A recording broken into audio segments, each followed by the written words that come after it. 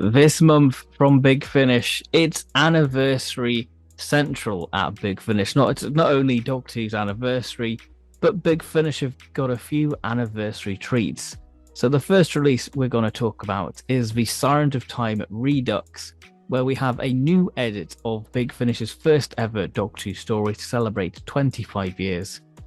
This is the Sirens of Time, which has been given a new edit to make the narrative make a little bit more sense. The first three episodes were very much solo for each Doctor. This is sort of intertwining all the Doctors to make it seem like a more satisfying narrative. This is available in many different forms, such as download, CD, and for the old Big Finish fan, cassette. A new edit of Sirens of Time, new sound design, a new music score as well. So that's going to be very exciting. There's more than just an old multi-Doctor story to look forward to this month, though.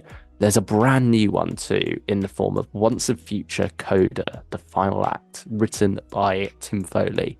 You remember Once and Future? That great big multi-Doctor series that ran from May of last year to October? Well, a year after its conclusion, we're getting a final installment. Producer David Richardson said the main story of Once and Future is over, but this is an afterword, a final chapter which unites two incarnations who have been lost to the Doctor's consciousness. It's the fugitive versus War Doctor, with some old friends and foes joining in the fray. And significantly, this is Joe Martin's first performance for Big Finish. Welcome aboard, Joe. You're absolutely brilliant. Yes, you heard that right. This is Joe Martin's first performance, running up to her first full box set of standalone adventures coming January next year. And she is paired up with the wonderful Jonathan Carley, who has been in quite a few releases this year, and the more the merrier, because he is absolutely brilliant. Lisa Bowerman is here too as Bernice Summerfield.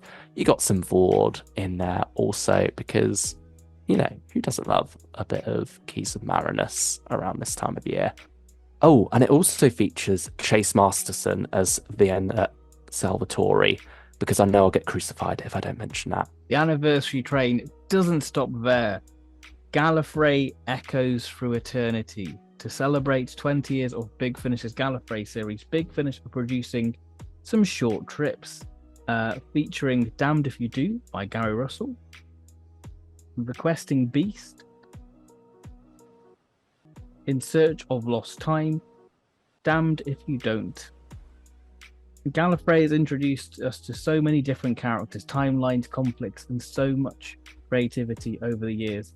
It only felt right to celebrate the 20th anniversary by revisiting some of the old favourites. A small slice of a very storied history, exploring 4 brand new stories from the earliest days of the Citadel to deep in the heart of the Time War. So this is out as a digital download at £11.99. Another monolith of Big Finish's history is Bernice Summerfield, and her stay at the Eternity Club continues this month with the 3rd volume, featuring The Terrible Shame of a Tree and Mr. Pym Has an Adventure, both half-hour episodes written by James Goss. In these two, we find out a bit more about Derek, the tree who sits around a fair bit. He seems to be one of the people in the club that Benny is somewhat closer with. She's got quite a spiky relationship with a lot of the members, but perhaps he's one in whom she has found a real friend. And then Mr. Pym Has an Adventure. Mr. Pym is the secretary of the club, and he's never left it, not once. He has been there all his life, until now. Benny is dragging him out, taking him out of his comfort zone and on an expedition. What could possibly go wrong? Sorry, Luke, I think there's a bad connection. In this month's Torchwood release, Susie Costello returns as a lonely man is walking past a telephone box when he noticed it's ringing. On the other end of the line, a woman is telling him he's in terrible danger. Will someone finally listen to Susie Costello? I guess buy it and you will be listening to it. If you don't, then Nobody will be listening to us, so please buy it for Susie's sake. I don't know what Ben just said. I think the call must be dropping or something. But anyway, I'll carry on and talk about the Seventh Doctor Adventures, the Doctor and Carnacki. This is the first of two sets of ghost stories we are getting to enjoy this month. And this set features The Haunter of the Shore by A.K. Benedict, The House by Georgia Cook, and The Institute of Forgotten Souls by Jonathan Barnes. These stories are set throughout the life of ghost hunter Thomas Carnacki, who was a character created by William Hope Hodgson at the turn of the 20th century.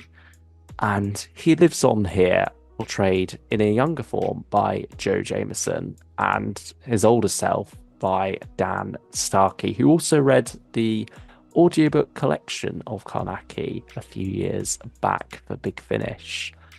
Script editor Matt Fitton said the Seventh Doctor lends himself to those kind of spooky, eerie stories. Things like Ghostlight and Curse of Fenric, and the idea of having him meet Carnacki on a ghost-finding adventure has been brewing in my mind for a while now. We have 3 stories here, all written by writers who have a penchant for the horror genre. It's been great to bring them together and have the two characters bounce off each other all the way through Carnacki's life and career from beginning to end. There are some future phantoms about to face the War Master. For decades, there have been rumours at St. Simeon's College, whispers of a door that somehow appears once a year in the depths of the building. Some claim it leads to a set of rooms owned by a long-forgotten master of the college. And if you happen to meet him, we'll invite you inside to hear a story, a tale to chill the blood. But those who hear him speak never will be the same again, because the Master is waiting to tell you a story. This is the last War Master box set produced by Scott Hancock, so this is an end of an era. And this is 4 stories, his close companions, the Foxglove Cylinders, the Sitter, Signal, and Our Come. So it seems like they are really going for the M.R. James style ghost stories, which feels very perfect for these cold winter nights. So yeah, let's see if Scott Hancock can go out in a creepy bang with these ghostly tales. I mean, the cover for Future Phantoms is certainly a blaze of glory there, isn't it? With the fires emanating from the fireplace there. And yeah, I mean, it's a simple one by Sean Longmore, but it does everything it needs to do for that box set's premise. It sets the tone beautifully. Yeah, I'm looking forward to this one because I think it lends itself particularly well to that quality that Derek Jacobi's voice has. I look forward to hearing him tell some spooky stories, and I'm sure there'll be some dark twists and turns in there. What you expect from a War Master, sort of the final moments to really unsettle you. In the current era of Big Finish, outside of Torchwood, the War Master is the most adult one. It's the one that pushes the boundaries the most into how much you can get away with without having a "this contains adult disturbing content" tag on it. Some of them probably should. What excites you most about this month from Big Finish? Surprisingly, I'm going to say Seventh Doctor and Carnacki.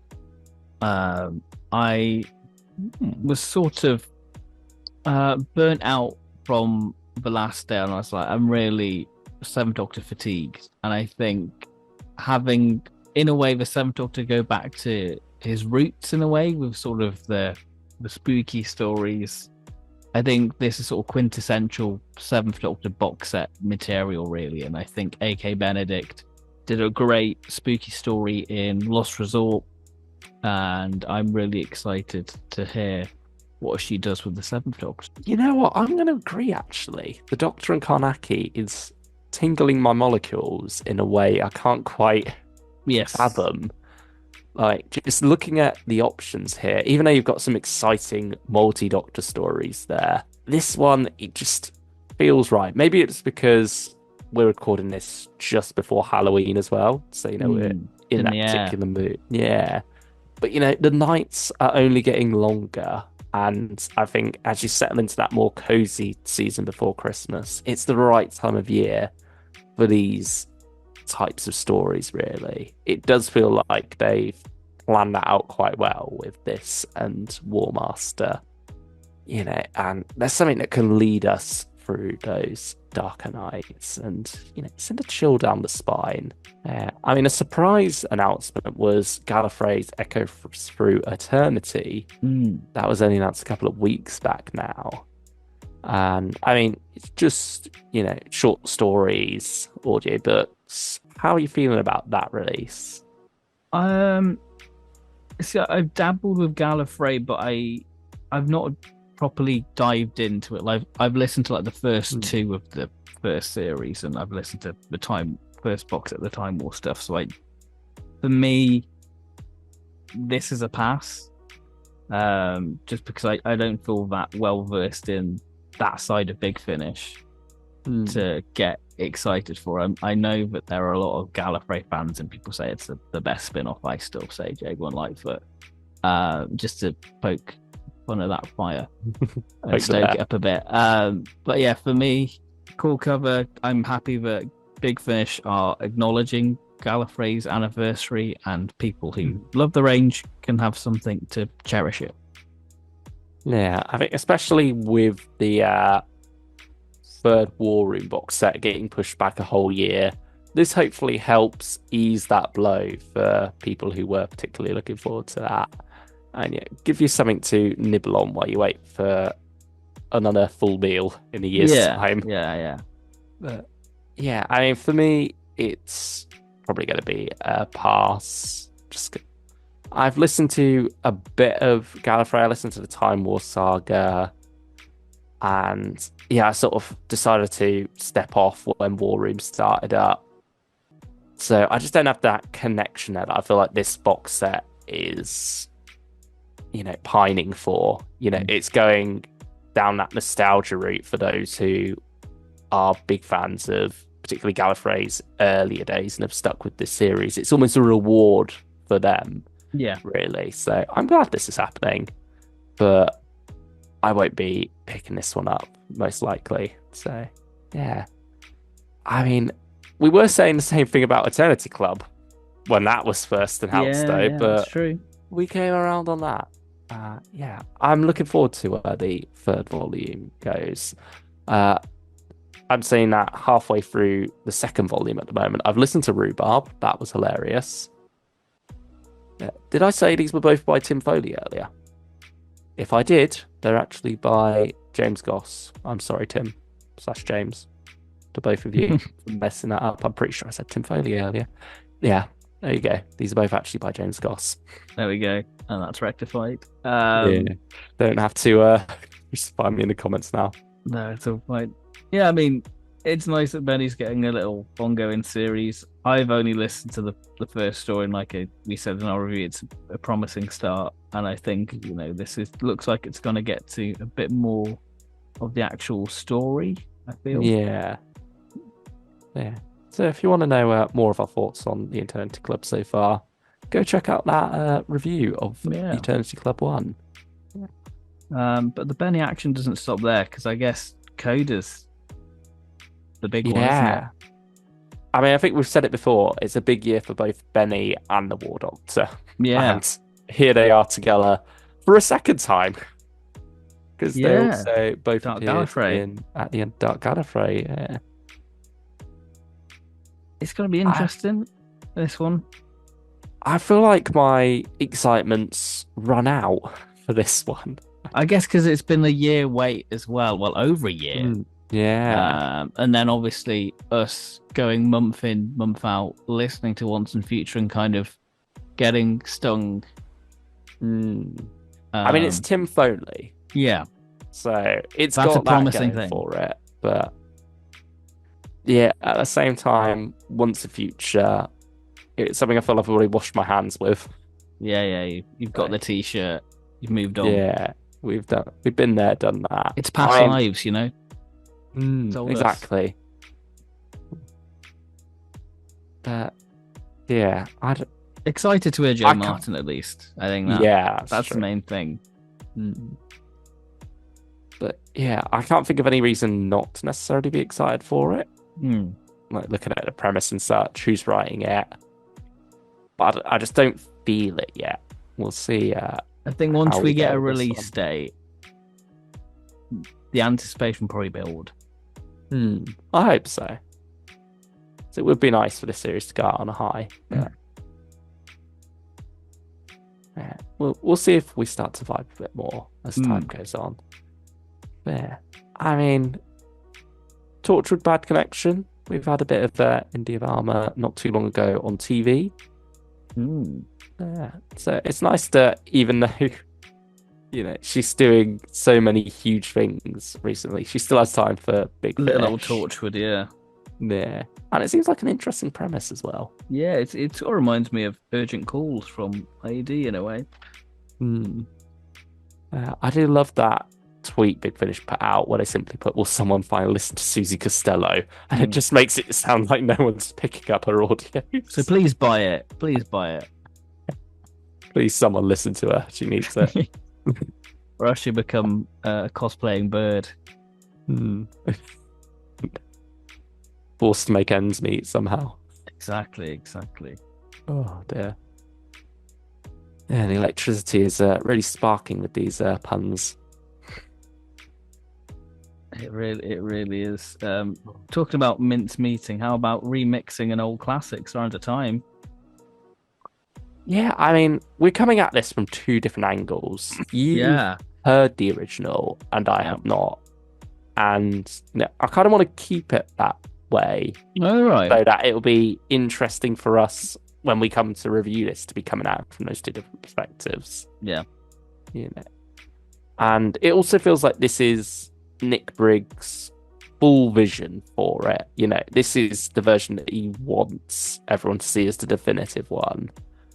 And so, yeah, I'm going to come into it with that in mind as well, I suppose, and judge it on that. Yeah, it's funny because I don't feel like I'm excited necessarily for the story itself.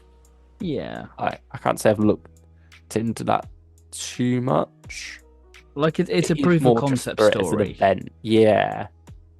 I think also as well, it's just going to be interesting hearing the modern Big Finish sound design and such. I think that's it, isn't it? With their younger voices. It's to show the growth of how far they've come, really, isn't it?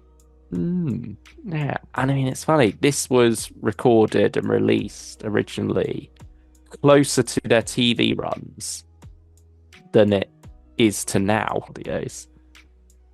Yeah, I think we've taken up enough of everyone's time at this point. Yeah. If you've stuck with us this long, thank you all for watching. And let us know which of these releases is exciting you the most this month. If you've picked up Sirens Redux, have you gone for the bronze, silver, gold, platinum? Yeah, because they're all gone now except for the bronze, which just download because download's infinite in it. Yeah, well, hopefully it is. Fingers crossed. But yeah, let us know, and we'll see you all next time. Bye bye.